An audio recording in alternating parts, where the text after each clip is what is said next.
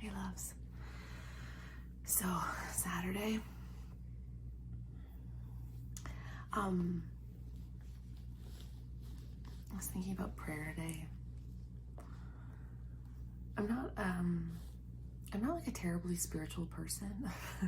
Like I think of through Christianity all the time. I'm like kind of but I've never been a very like contemplative, yeah. I just don't see myself as being like a very, my mom was always so good at that, is always so good at that. And I find prayer is like something I have to like talk myself into after all my other options have failed.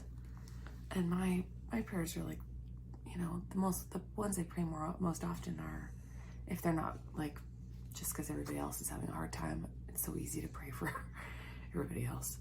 But they're usually just stuff like, help me, help me, help me, help me, save me, save me, save me. Just really. But today the Anglican Church celebrates somebody that I think of as being in the like pantheon of like most beautiful, most honest prayers. Like I think that's just kind of where we need to be right now, is like, what is our most honest prayer? What's the most honest thing we can say, even if we're just furious or sad or deflated or just don't even know what to say anymore? And so George Herbert, he's from the late 1500s, early 1600s. And like, let me just give you an example. They published his prayers, and like, let me just give you an example of like the kind of gorgeous honesty he has. All right, so this is one of his prayers. When I got health, you took us away my life, and more, for my friends die. My mirth and edge was lost. A blunted knife was more of use than I. Thus thin and lean, without offense or friend, I was blown through with every storm and wind. I love that.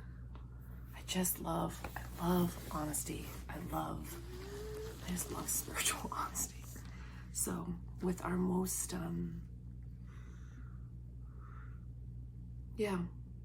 I'm just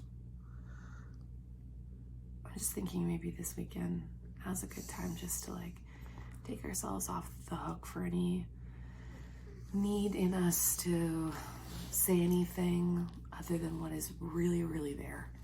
And for me right now, it is, God, I'm tired. God, I don't know how to look at the future. God, I'm scared for people I know. God, I can't keep this together. That feels pretty basic. Sometimes basic is so good.